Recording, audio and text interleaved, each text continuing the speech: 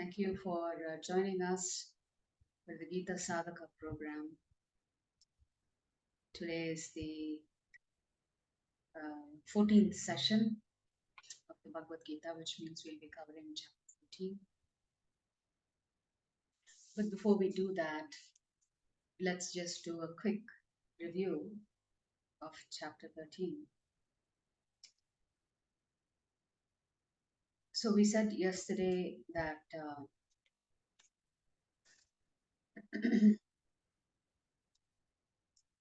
that the middle 6 chapters of the Bhagavad Gita are about Bhakti Yoga, and then from 13th to the 18th chapter are considered to be Jnana Yoga, and the general theme of the last 6 chapters is Prakriti.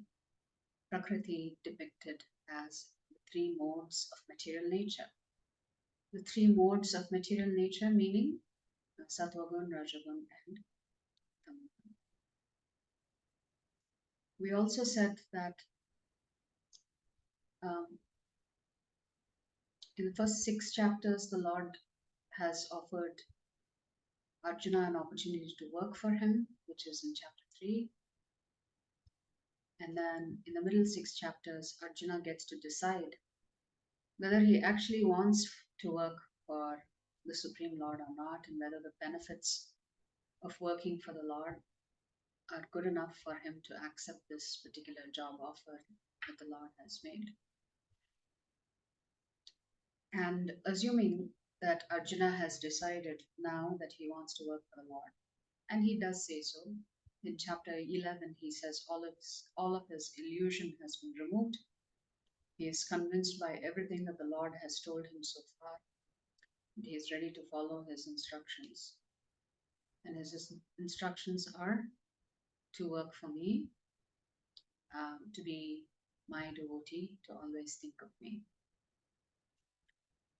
The one problem that Arjuna has, or rather that the Jivatma has, is that even if we do want to work for the Lord, and we find that the proposition that the Lord has to offer us is very attractive, it's hard to refuse. So we accept the job offer, but the problem is that we are trapped in this jail.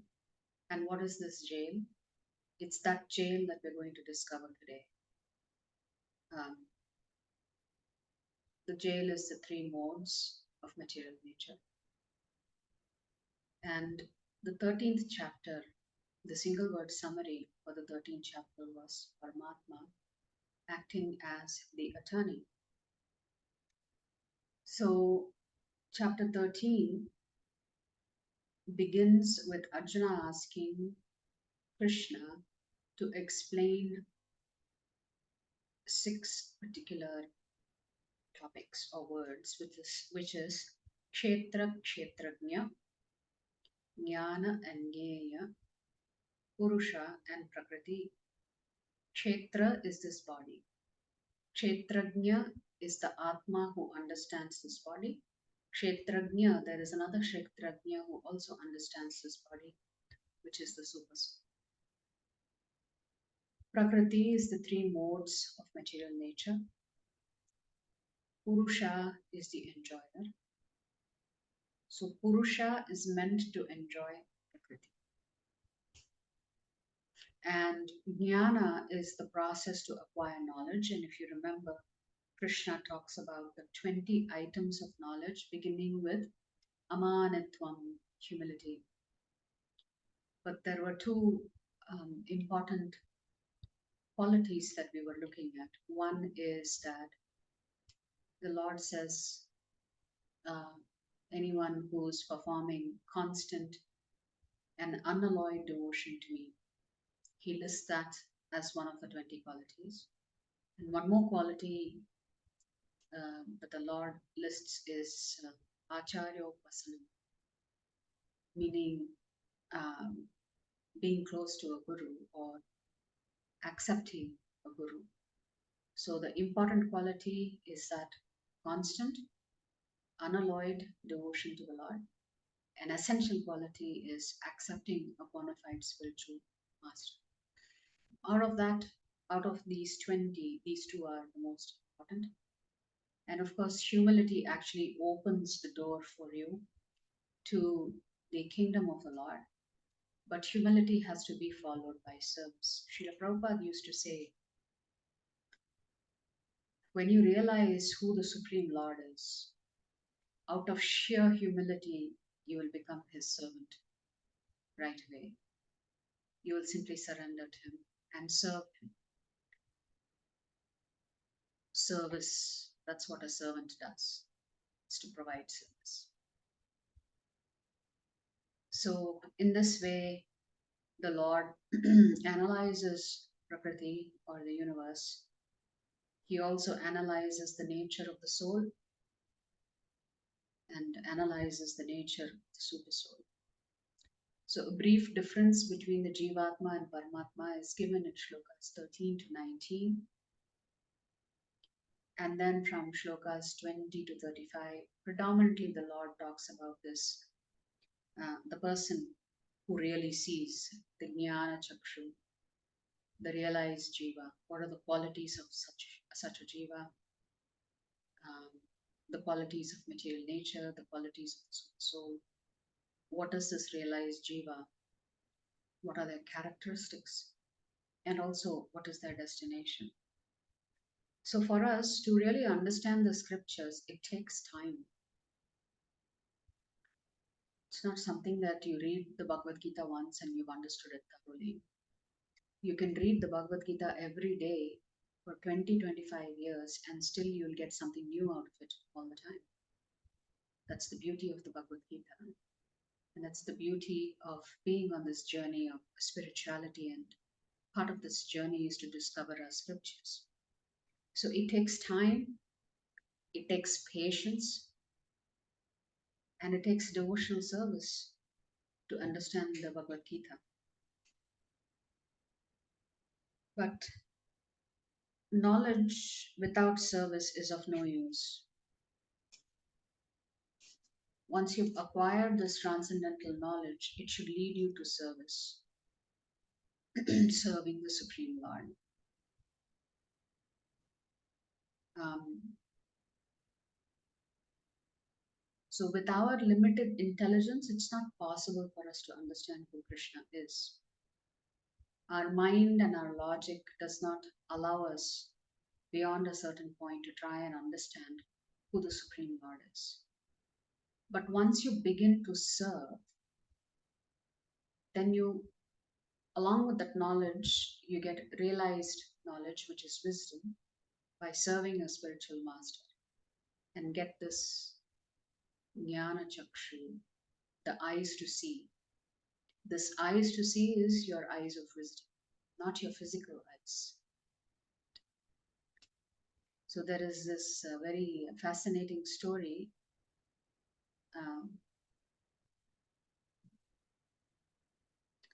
of Guru and his student.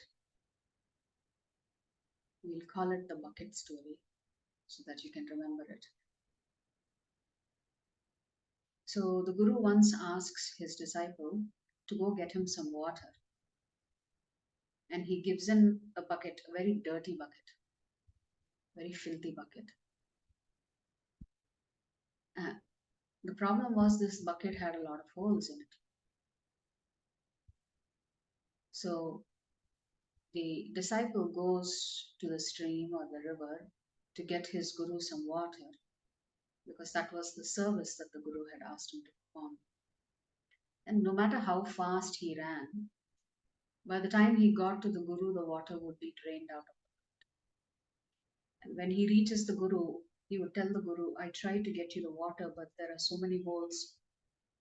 The water just slipped through the holes. The Guru said, that's okay, you just go try again. So, like this, the student has to do it 2-3 times, and finally, the student gets frustrated and he asks his Guru, why are you asking me to do this? Because I'm not able to bring you the water. It's always being drained because of the holes in the bucket.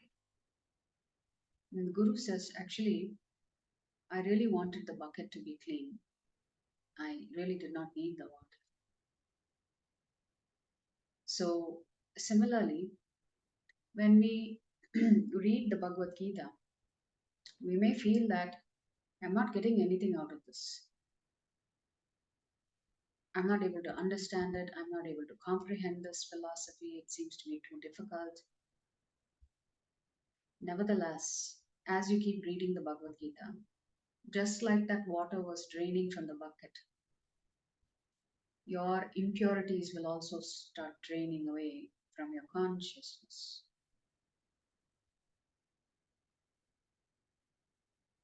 So nothing is wasted when we spend time reading the Bhagavad Gita. The transformation will always take place. Even though the transformation may not be apparent to you, it is actually taking place. So persistence with sadhana is very important. Even though after reading the Bhagavad Gita 20, 30 times, you still may not remember which shlokas come in which chapter, what are the chapter titles, how many shlokas that particular chapter has. It is not that retention of knowledge alone that is important. But as you're reading the Bhagavad Gita multiple times, the fact that your heart is getting cleansed in the process, so much so you are attracted to read the Bhagavad Gita again and again and again, that is the purification process. So the process works. And so Bhakti Yoga, the beauty of Bhakti Yoga is that it involves all your senses, your five um, gross senses as well as your three subtle senses. So all eight senses are involved when you perform Bhakti Yoga. So there is never a boring moment in your life when you're actually practicing Bhakti.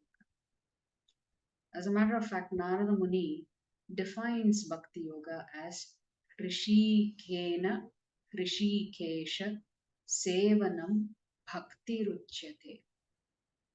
Rishikena, meaning using all your eight senses. Rishikesha, you have to serve the master of the senses. Sevanam, to serve. Serve whom? Rishikesha, who is the master of all senses. Bhakti Ruchyate, topmost form of bhakti, is to engage all your five gross senses and your three subtle senses in the service of the Lord. That is Narada Muni's definition of bhakti.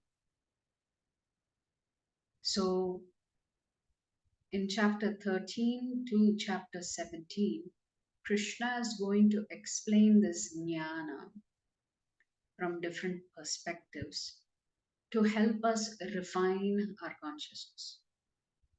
So that is why the last six chapters are called Jnana Yoga, but in reality, chapter 18 is also a summary of the entire book.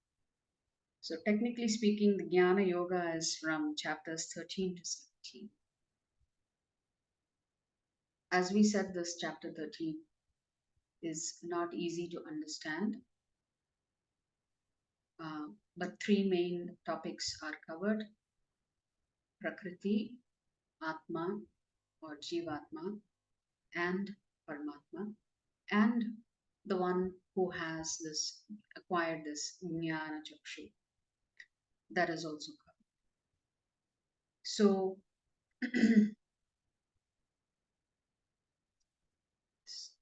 sometimes the question comes up, right? We are practicing bhakti, but our family member is not very interested uh, in doing the same. So there was a similar personality in the scriptures. His name was Kalia, the snake. The Kalia's main hood itself had 100 hoods, 1,000 hooded snake is Kaliya. When Lord Krishna dances upon Kaliya and eventually subdues him, Krishna doesn't kill Kaliya, he just subdues him, subdues his ego, makes him humble. When the Nagapatnis realize that perhaps their husband is quite close to death, that time the Nagapatnis who were devotees of the Lord, but Kaliya was not. So the Nagapatnis were devotees of the Lord. They offer some very beautiful prayers, I think 6 or 7 verses of prayers to the Lord. They tell the Lord, my dear Lord, what did our husband do? He is not your devotee, and yet you placed your lotus feet on every one of his hoods. What did he do to deserve such mercy from you that you placed your lotus feet on his head and benedicted him? Our husband is very envious. He is very jealous. He does not honor and respect you. However, because he is our husband, we don't have a choice, because if you kill him, then we have to live with the other snakes.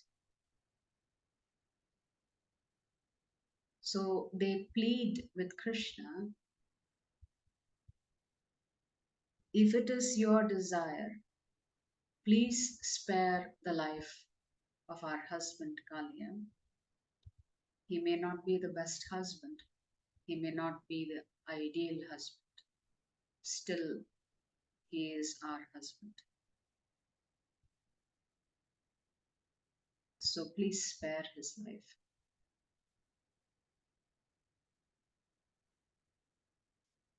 And they also tell the Lord very humbly that they will accept whatever decision that the Lord makes, but they've made their request known. So this should be the attitude of devotees, is praying with utter humility. So I was listening to another wonderful Vaishnava who gives lectures on the Bhagavad Gita, and he was stating that both favorable and unfavorable things we can share with Krishna. What does that mean?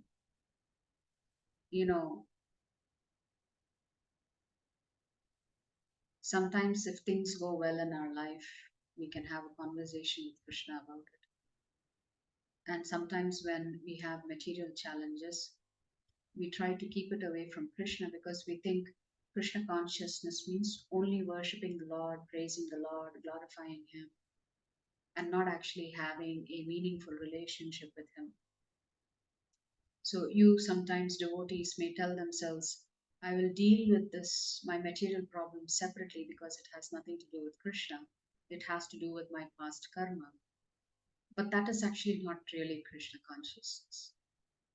When you decide there is a certain portion of your life that you offer to Krishna, but when you have challenges, you decide that those challenges is because of your past karmic reactions, and therefore you don't want to confide in Krishna or seek his help or cry out in pain to Krishna.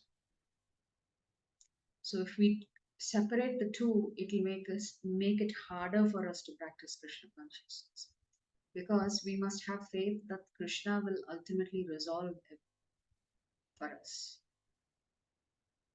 Humility means also understanding that Krishna can solve anything for you. He can change your life. So that is also faith, of course. Even though we know that we are not the doers, but Krishna can do. We may not be able to change the trajectory of our life, but Krishna can. Not just our life, but our loved ones' lives as well. Krishna can change the trajectory. So, humility means to understand that ultimately we are not the doers, and therefore we should not expect any honor. His Holiness Bhakti Tirtha Swami Maharaj, one of the disciples of His Divine Grace A.C. Bhaktivedanta Swami Srila Prabhupada, says that humility means glorifying others. There is an interesting puzzle that Akbar gives to Birbal. So Akbar challenges Birbal to solve a problem. The problem is there are two parallel lines that are equal in length, and Akbar's challenge for Birbal was to shorten the length of one without actually shortening the length of the other, which is two lines are equal in length. How do you shorten one's length without actually shortening either one of the lengths?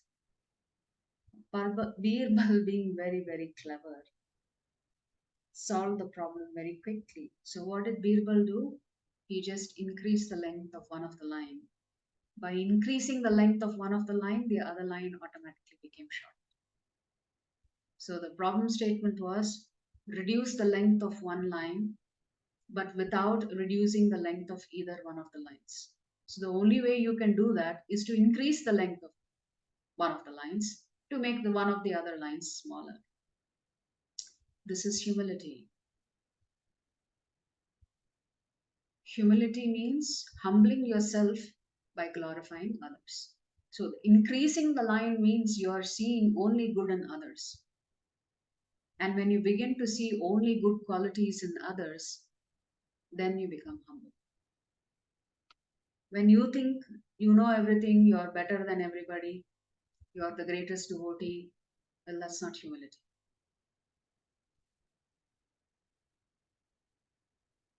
So, it's interesting perspective. Humility means to glorify others, to praise others. That is humility. It teaches you humility. So essentially, humility does not mean to think less of oneself in the sense, oh, I'm just so fallen, I'm incapable, I don't have the qualities, I'm not qualified. That is not humility. This I centeredness is not humility. So, actual humility is to think of oneself less, not to think less of oneself. So, to think less of oneself is also egocentric. But to reduce the amount of time that you think about yourself, that is actually humility. So, there is another example of this from the scriptures. There's a great Goswami by the name Rupa Goswami, whose books we study in ISKCON. The two books, which is Nectar of Instruction and Nectar of Devotion, that we predominantly study, that essentially talks about Bhakti Yoga. So Rupa Goswami was a exalted scholar who was living in Vrindavan at the time that this particular pastime happens. So there is another Vaishnava scholar by the name Rupa Narayan, and he had this habit of going around challenging other Vaishnavas to a debate and defeating them and getting a certificate from them saying, I have defeated you. So that seemed to have been one of his favorite activities, which is to defeat the other Vaishnavas and get them to certify in writing that they had been defeated by him. So, like this, he's been doing this for some time in Vrindavan until he hears about Rupa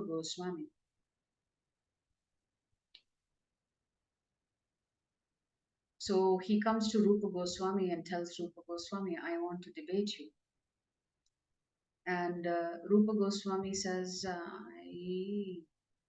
I'll give you a certificate that you've defeated me, but we really don't need to debate. I will give you a certificate saying that you are a better scholar than me.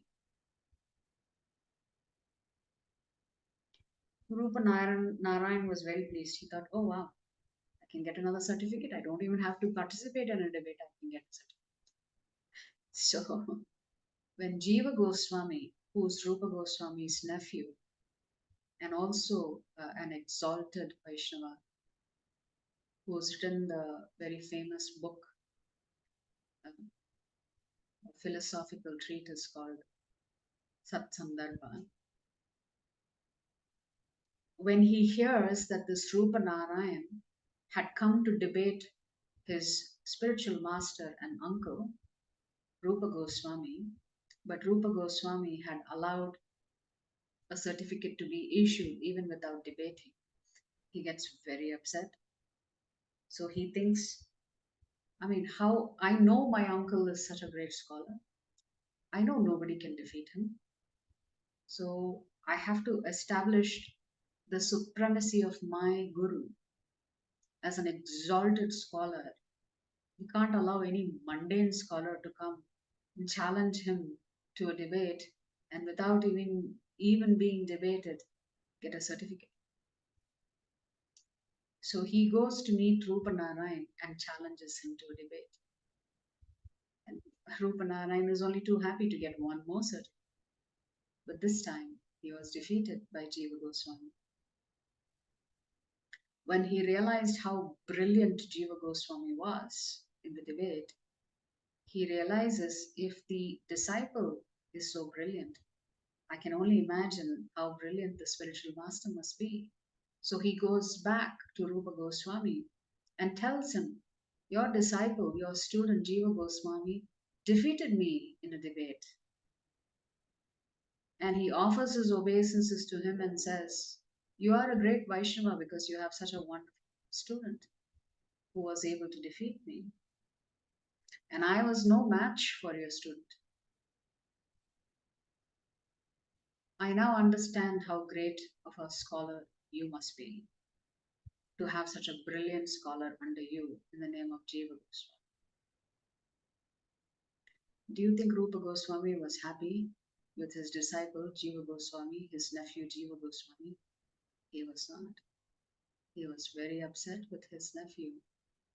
He calls him and he tells him, I don't want to ever see you again. Go away from here. Because this, when a spiritual master rejects you,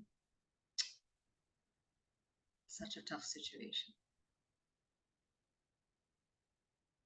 So what do you do when the spiritual master says, go away from here, I don't want to ever see you again? You don't get to argue, you just have to leave. You have to always follow the instructions of your spiritual master.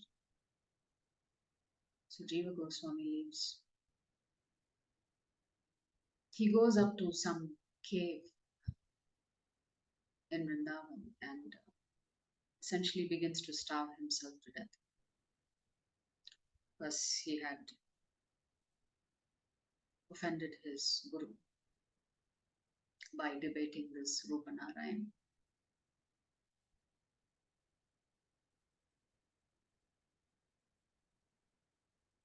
So now let's look at the equation from both sides. Rupa Goswami was upset with Jiva Goswami because Rupa Goswami thought this Rupa Narayan is just a materialistic person. He's studied so much scripture, but instead of relishing the scripture, he's running around trying to defeat people in debate on the scripture, which means he really hasn't understood the essence of whatever he has been reading, and therefore we should not waste time with individuals. If they want a certificate, give them a certificate. Don't waste time debating with people who are using the scriptures for materialistic purposes, which includes building your own ego, being proud about your prowess in the scriptures. So his point to his nephew Jiva Goswami was, not only did you waste time, but you stooped to his level by debating him. And therefore, this by stooping to his level and wasting time like this, you are not practicing bhakti. So get out from here. That was Rupa Goswami's reason. Like, let us look at the same pastime, but from Jiva Goswami's perspective. A student should never allow his spiritual master to be insulted or defeated. It's a student's job and duty to restore the glory of a spiritual master and not allow any mundane person to claim he is better than your spiritual master. So that's the student's role, disciple's role. But later on, Sanatana Goswami, who was Rupa Goswami's elder brother and also an exalted Vaishnava, who was also an uncle to Jiva Goswami. So Jiva Goswami had two uncles who were Goswamis, Rupa Goswami and Sanatana Goswami. So Jiva Goswami's father's name was Anupama. So Anupama is the other brother of Rupa Goswami and Sanatana Goswami. But Anupama does not worship Lord Krishna. He was a devotee of Lord Rama. So Sanatana Goswami somehow chastises his brother Rupa Goswami and tells him, "What have you done? Why did you banish your student? By banishing him, you yourself exhibited some pride." So in this way, there was reconciliation between Jiva Goswami and Rupa Goswami because of the intervention of Sanatana Goswami. So all he wanted to do was establish the supremacy of his own spiritual master, Rupa Goswami. So humility is important. And even if we look at our founder Acharya, His Divine Grace, Srila Prabhupada, when he travels to the West at the age of 70, he has never experienced snow, cold weather. He's never been to the West. He was always dressed in these strange sannyasi clothes. Everybody was dressed in pants and suits and whatnot. This great exalted Acharya was living in a place like a dorm in New York, where he was sharing the bathroom with other inmates. And in the morning, there used to be a queue to use the bathroom, and Srila Prabhupada would stand in that queue and wait for his turn. A great Acharya.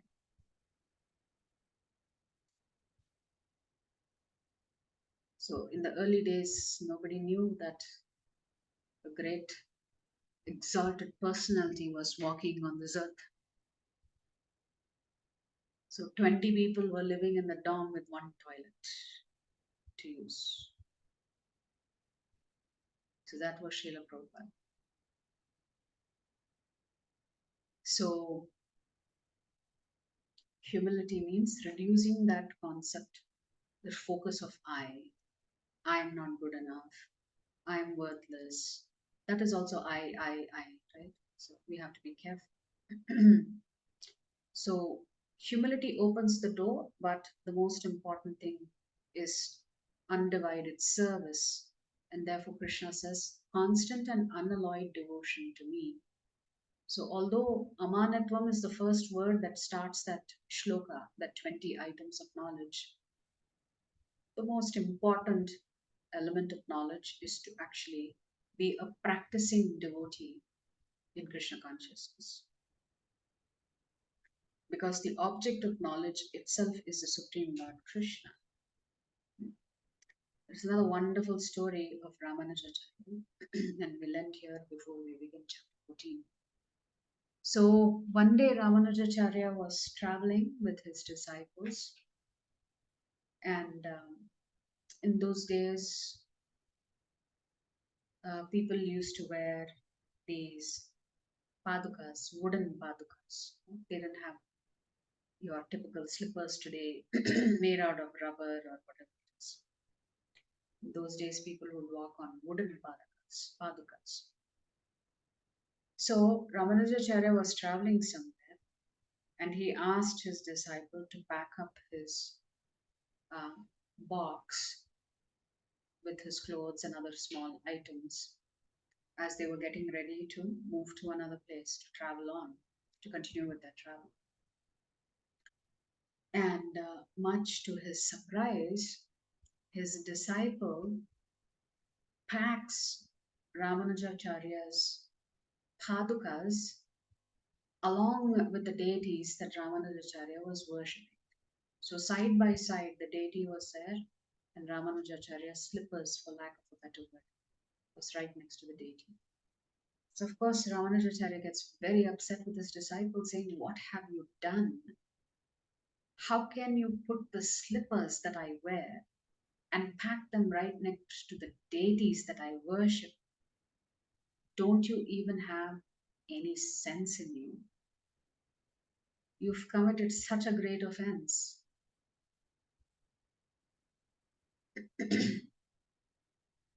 Imagine putting your slippers next to the deities.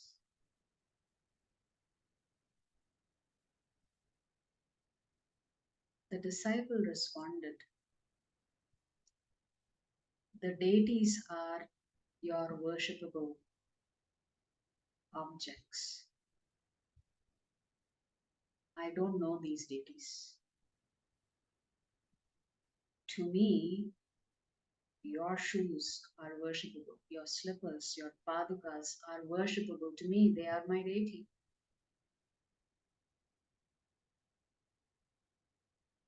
So, the difference in perspective between the guru and the disciple. So, the disciple was saying, "I don't know any god. I don't know Lord Narayana. I don't know Lakshmi Devi. I only know you. You are my master and I am your servant. And therefore, your padukas are like deity to me. Your deities are like deity to you, but your padukas are a deity to me." That reminds me when His Holiness Indradivya Swami Maharaj was here recently in our temple. Um,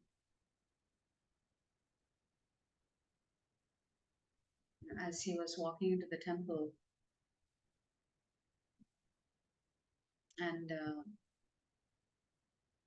some of the devotees had done Purna Kumbha and washed Maharaj's lotus feet with water and flowers and whatnot. In that process, Maharaj had to take his slippers out. And usually the disciple picks up the slippers and keeps it with them until the sannyasi is ready to wear it again on his way out. So I remember Maharaj was in front of the Lord Narasimha deities offering arti, and he was finishing up his circumambulation. And as we were walking out the door, one of the servants was holding Maharaj's slippers in his hands. And we all very greedily said, "Yes, please put those slippers on our head so that we can receive the mercy of Maharaj." Actually, you shouldn't do it without taking permission, but anyway, we were also ecstatic to have the opportunity to have Maharaj slippers on our head. So I also partook of that particular opportunity. So The lotus feet of your Guru become more important to you than the lotus feet of the Supreme Lord Krishna. Because you don't know Krishna, you only know your Guru. So you become your Guru's slave. And therefore, any object, especially the sandals of the spiritual master and the lotus feet of the spiritual master, is very, very worshipable. Actually, remember my Guru Maharaj mentioned a wonderful pastime. His Holiness Jayapatak Swami Maharaj um, mentions one pastime. He said, and he interacted with Prabhupada very few times, maybe 5 or 6 times. They had physical interaction. And he said once Prabhupada was sleeping on the bed, and my Guru Maharaj went and put his head on the lotus feet of Prabhupada as Prabhupada was sleeping. So a disciple will do anything to get the lotus feet of their Guru. Yes, of course, as a woman, we are not allowed to touch sannyasis, but definitely sannyasi disciples, brahmachari disciples do that. There is Vedic culture does not allow a woman to actually. Culture is that the sannyasis should not even meet a woman and should not even talk to a woman. But it's modern day life and things have changed. But still, in our culture, we don't touch sannyasis. So women do not touch sannyasis. So we're just talking about humility. We'll conclude with one last Prabhupada's anecdote. Prabhupada has written 80 books about Lord Krishna and the philosophy of Lord Chaitanya Mahaprabhu, who's the Kali Yuga avatar of Krishna.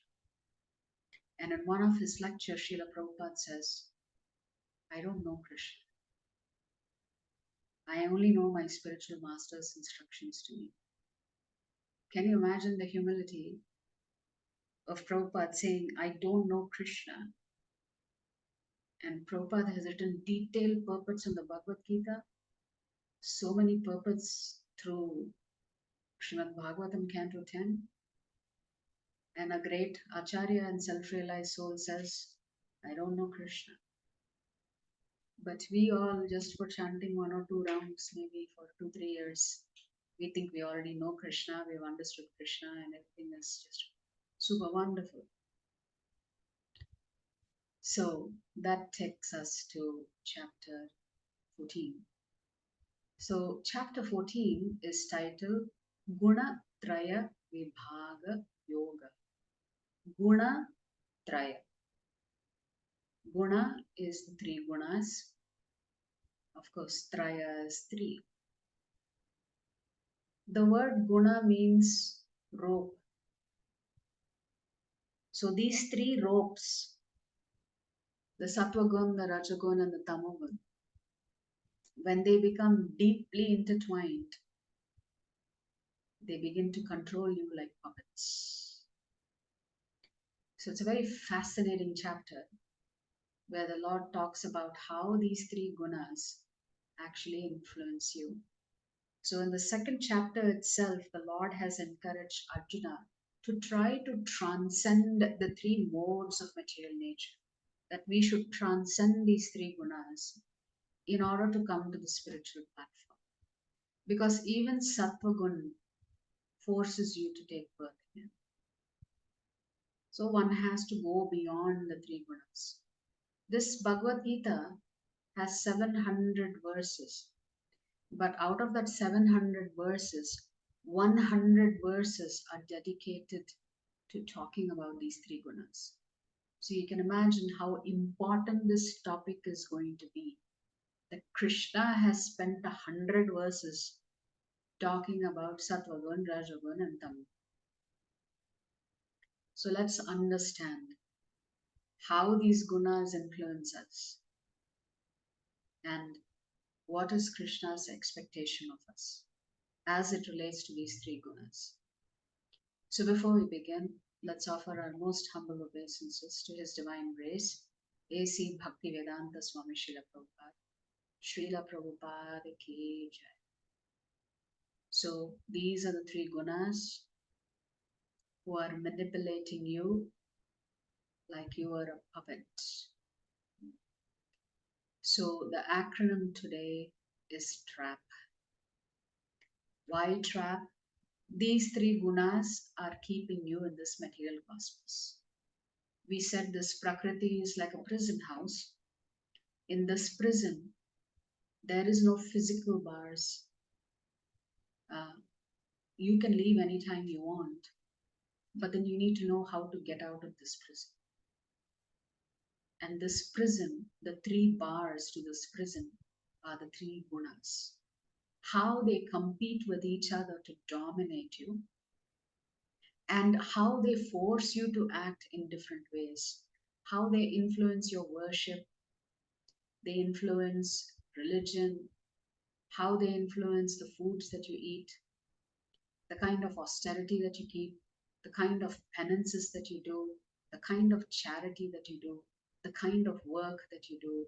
Krishna is going to talk about how these three gunas force you to act in different ways.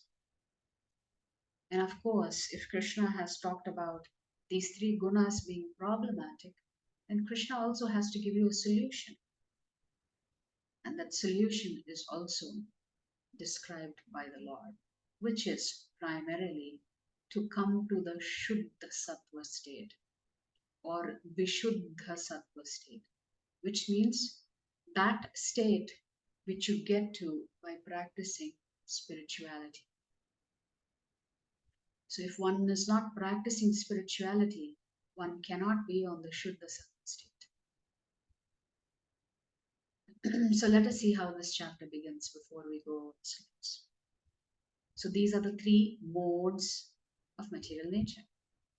The Supreme Personality of Godhead said, "Again I shall declare to you the supreme wisdom, the best of knowledge, knowing which all the sages have attained the supreme perfection. By becoming fixed in this knowledge, one can attain to the transcendental nature like my own. Thus established, one is not born at the time of creation or disturbed at the time of dissolution. The total material substance called Brahman is the source of birth. And it is that Brahman that I impregnate, making possible the births of all living beings, O son of Bharata." So when the Lord is talking about Brahman here, he is actually referring to Prakriti. It is within Prakriti that we come into existence. It should be understood that all species of life, O son of Kunti, are made possible by birth in this material nature, and that I am the seed giving Father. Even in the chapter yesterday, the Lord says, He is the origin and source of everything. He is the original seed of everything. So the Lord is repeating here that He is the seed giving Father of everything, both moving and non moving. Material nature consists of three modes: goodness, passion, and ignorance. When the eternal living entity comes in contact with nature, O mighty armed Arjuna, he becomes conditioned by these three modes. So when we say your consciousness gets contaminated, it gets contaminated because of the influence of these three modes. So that is how the conditioning process actually happens. Then Krishna is going to quickly talk about uh, the priority of the modes or the superiority of one mode over the other. So Krishna is saying, O sinless one, the mode of goodness, being purer than the others, is illuminating. Which means if you are in Sattva Gun, you are receptive to spiritual knowledge. It does not necessarily mean you are practicing spirituality. It's just that it is receptive. It's an ideal platform for you to practice spirituality. So Krishna is saying Sattva is purer than others, it is illuminating, and it frees one from all sinful reactions. Those situated in that mode become conditioned by a sense of happiness and knowledge. Krishna is saying the problem with Sattva is that you live such a nice, peaceful life, you don't want to search for the truth. Because you think, I'm happy, whatever little knowledge I have, with that I'm maintaining my life. And because you're so happy, it makes you complacent that you don't try to search for the truth in life. The truth is that why have you been born? Even if you are not experiencing too much suffering, still the question has to be why everything takes birth and dies. All around me, this cycle is going on. Hence, Krishna is saying if you are in the Sattva gun, you become lazy, you become complacent, you don't think about higher things and higher consciousness. Therefore, you are less likely to practice spirituality, although it is an ideal state for you to start thinking about spirituality. The mode of passion is born of unlimited desires and longings, O son of Kunti, and because of this, the embodied living entity is bound to material fruitive action. So Krishna is saying, if you're predominantly under the influence of Rajagun, what are you doing? You're constantly chasing this. I want to acquire that, I want to get this, I want to get that. So therefore, you put yourself through great difficulties just to get something in life. Just to get one BMW, how hard you have to work. How many years you may have to pay an EMI. That's the problem with Rajogun. What is the problem? Once you have this desire and you satisfy that desire will just keep growing, keep growing, keep growing, and you become trapped, Krishna says, because you're chasing fruitive results through fruitive actions. O son of Bharata, know that the mode of darkness, born of ignorance, is the delusion of all embodied living entities. The results of this mode are madness, indolence, and sleep, which bind the conditioned soul. Krishna is saying if you're predominantly under the influence of tamogun, you don't even know what is right, what is wrong. You don't know what is religion, what is irreligion. And therefore, you live in a state of madness, laziness. You don't want to aspire for higher things. And you may also be asleep most of the time or sleeping during the wrong time of the day. So Krishna says the mode of goodness conditions one to happiness, passion conditions one to fruitive action, and ignorance covering one's knowledge binds one to madness. So Krishna is saying all three gunas are problematic for us. And in the next shloka, Krishna explains what is happening. Sometimes the mode of goodness becomes prominent. Maybe when you're under the influence of sattvagun, you're doing charity, you're kind, you're compassionate. But Krishna is saying that's not constant. Sometimes the mode of goodness becomes prominent, defeating the modes of passion and ignorance, O son of Bharata. Sometimes the mode of passion defeats goodness and ignorance, and at other times, ignorance defeats goodness and passion. In this way, there is always competition for supremacy. So Krishna is saying these three gunas, they are competing with each other to dominate you. And therefore, one minute you're feeling good, you're doing good, next minute you're chasing something, another minute you are down in the doldrums because you're influenced by tamo. The manifestation of the mode of goodness can be experienced when all the gates of the body are illuminated by knowledge. O chief of the Bharatas, when there is an increase in the mode of passion, the symptoms of great attachment fruitive activity, intense endeavor, an uncontrollable desire and hankering them. So Krishna is saying the problem with the Rajoguna is that it just keeps uh, intensifying your desires to chase things, and therefore you're willing to do whatever it takes, even if it means working 23 out of the 24 hours or working in the night shift, spoiling your body. You will do it because simply you want the money.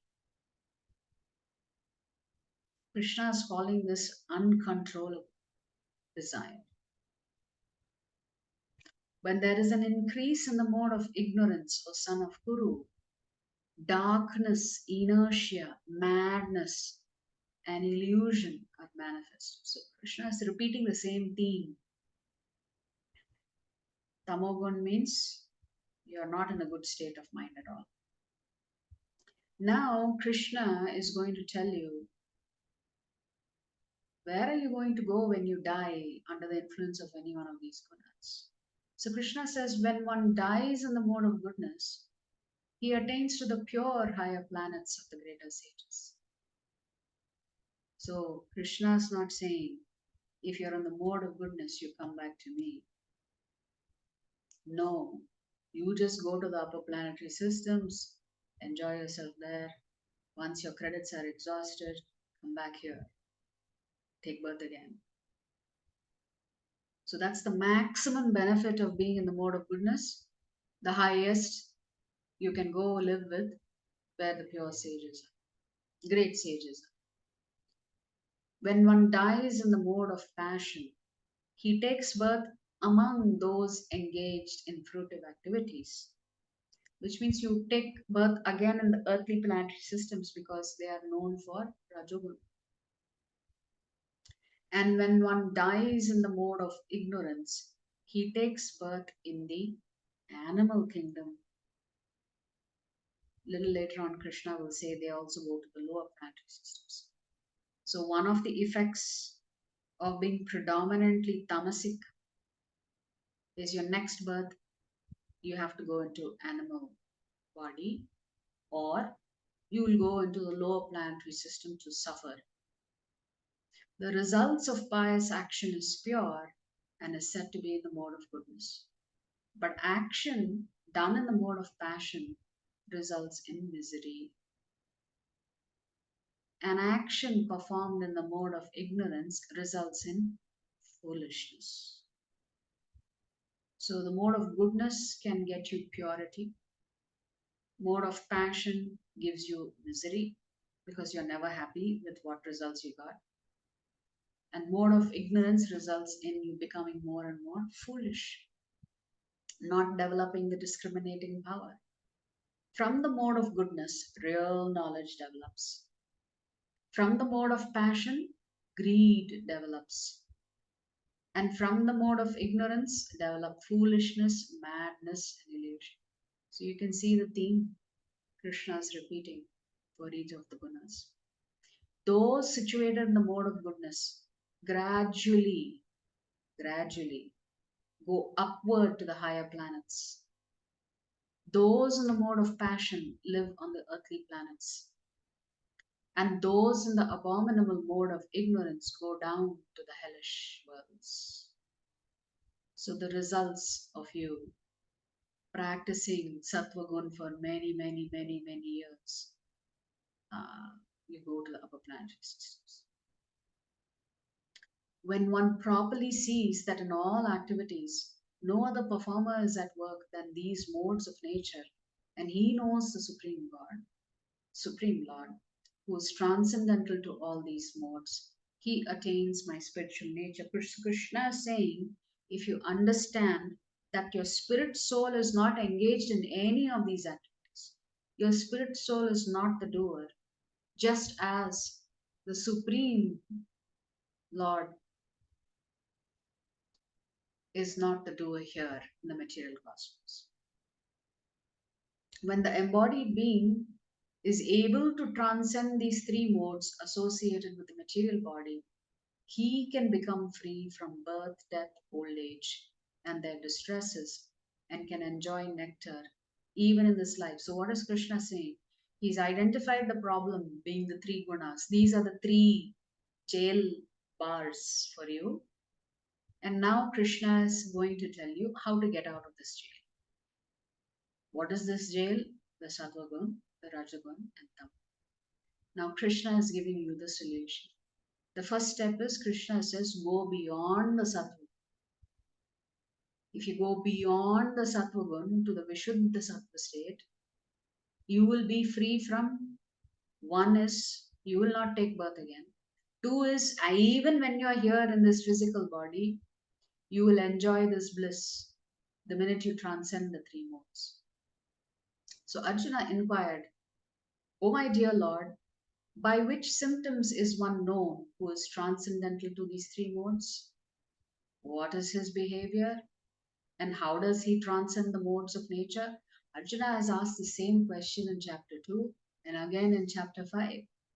And now, here in chapter 14, Arjuna is asking the same question. He's saying, how do I recognize these people who have transcended the three modes? How do they behave?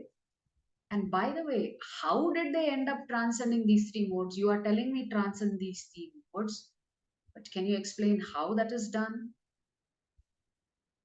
And Krishna is going to answer Arjuna's questions.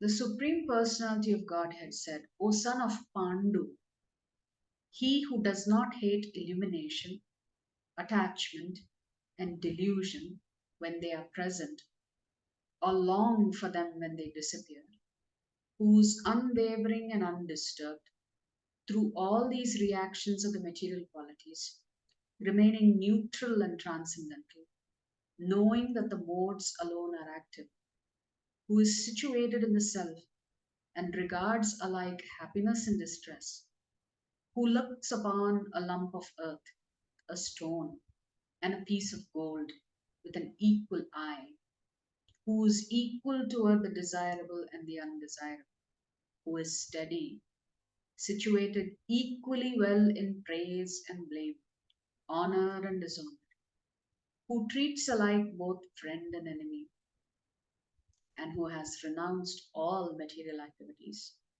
Such a person is said to have transcended the modes of nature. So Krishna is telling you, if you've transcended the three modes of material nature, how you should be behaving yourself. What are your symptoms? What are your characteristics? How do you behave? So in these three shlokas, rather four shlokas, 22, 23, 24, and 25, Krishna has answered Arjuna's question. And the last question Arjuna asked is, how does he transcend the modes of nature? That is, the answer to that is the last two shlokas. So Krishna is saying, how do you go to the Shuddha Sattva state? One who engages in full devotional service, unfailing in all circumstances, at once transcends the modes of material nature and thus comes to the level of Brahman.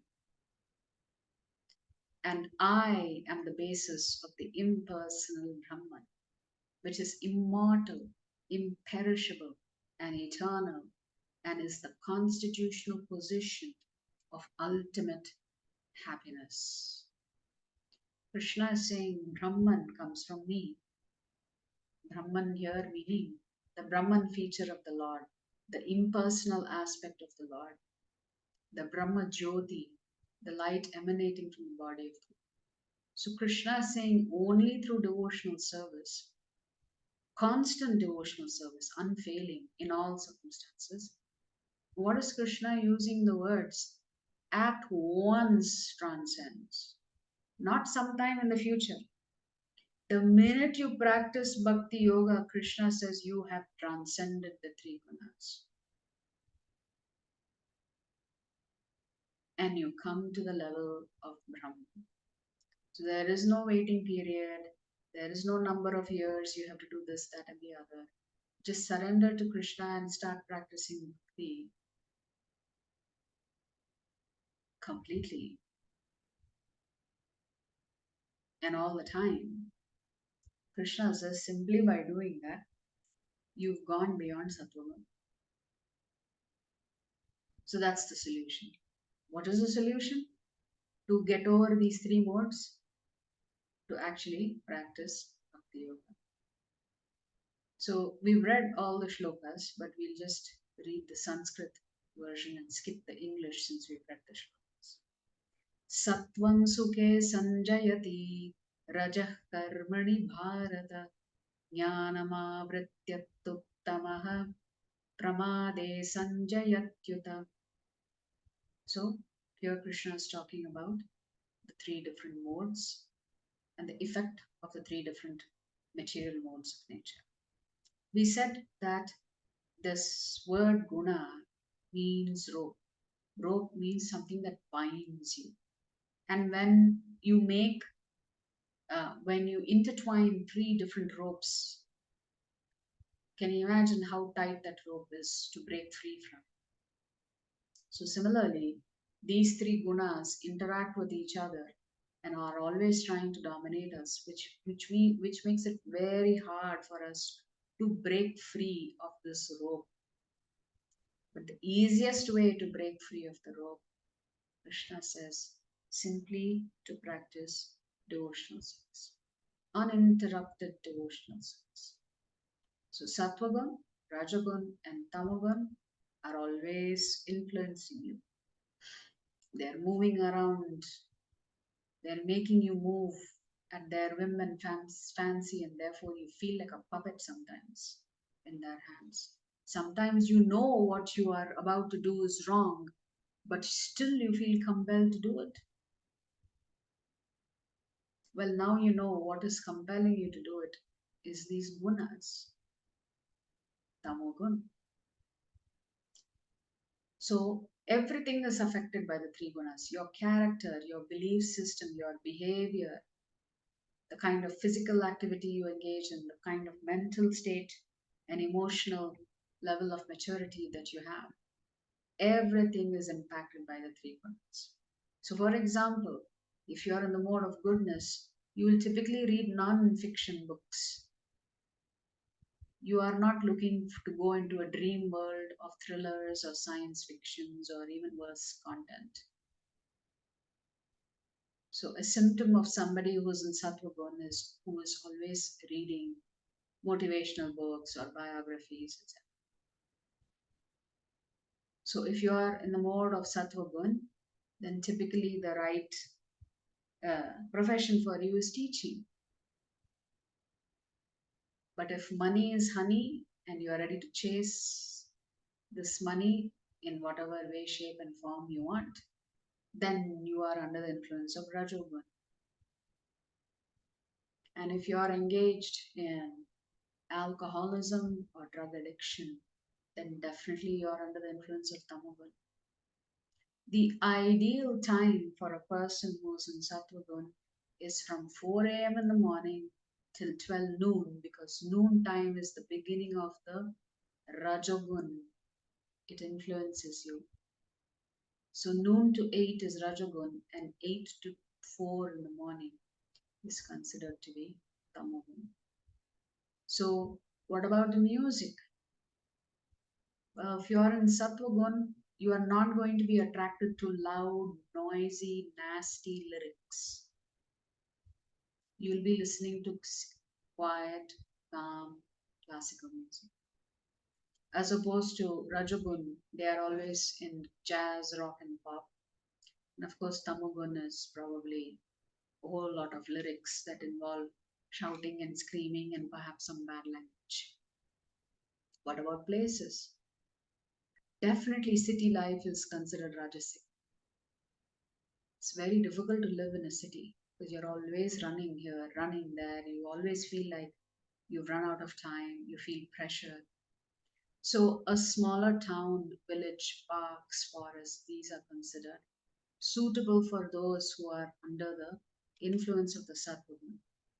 And the Tamogun means you like to hang out in dark places, nightclubs, pubs, etc. What about food? Well, if you are under the influence of sattva gun, you will first of all be a vegetarian. You will really pay close attention to the kind and the quality of vegetarian foods that you have. What about those who are under the influence of rajagun? They like really spicy foods or really sour foods or food that is very hot to the tongue to touch or very pungent foods. If you are under the influence of tamogun, then you like eating decaying, rotten, untouchable things. Where the word untouchable here is used, it means non vegetarian items. State of the mind. A person in the mode of goodness is always happy and feels like they know everything. A person in the mode of rajagun is always greedy and agitated. A person under the influence of tamagun is generally very dull and lazy and has zero interest in spiritual advancement. So the Lord has said, if you are under the influence of goodness, you think I'm doing charity, I am taking care of children, I am saving this, I am saving that. You feel like you're doing everything perfect, your life is perfect. Therefore, there's no need for you to inquire about the purpose because you feel you know the answer. Actually, you really don't know the answer, but you feel and behave that way. So, when you're in the influence of the mode of passion, you can only hear yourself what to speak of. You can barely hear yourself what to speak of the super soul. And if you are under the mode of ignorance, then you are just completely lost. There's no point in talking to you about the super soul. It will not make any difference. So these three gunas, Krishna says, it's like a tug of war, three-way. Rajas cha vibhuya sattvam bhavati bharata. Rajas sattvam chaiva tamas sattvam rajas tatha. This is how the three modes are always trying to influence you. What happens when the goodness dominates, or passion dominates, or ignorance dominates? Then you experience different uh, levels of energy and behavior or conduct even within a day. So early morning hours are considered sattvagun. By the time you are hit the afternoon hours, you're always running around, etc. ऊर्ध्वं गच्छन्ति सत्त्वस्था मध्ये तिष्ठन्ति राजसा जगन्यगुणवृत्तिस्था अधो गच्छन्ति तामसा. So this is, where do you go? Heavenly planets, hellish planets, or back to earth? So if you are under the mode of goodness, you are free from sin. Not so much on the passion side because you have unlimited desires and longings. So we've covered all these shlokas. You can just quickly look at it of where do you go? Are you really knowledgeable? What are the symptoms? Are you in the human life or an animal life? Depending on the gunas. गुणानेतानतीत्य अतीत्यत्रीं देहि देहसमुद्भवान् जन्म मृत्युचरा दुःखैर्विमुक्तोऽमृतमश्नुते. So Krishna is giving you the solution. The solution is you should always transcend these three modes, then you become free from its influence. So what then, of course, Arjuna asks those three questions. Who's this person? How do they look? And by the way, how do I also transcend these three modes? So in response to that, Krishna gives the answers that such a person is equipoised, they are neutral, they are indifferent, they are free from envy, they are free from always hankering after something. What about the behavior? They are steady in all circumstances.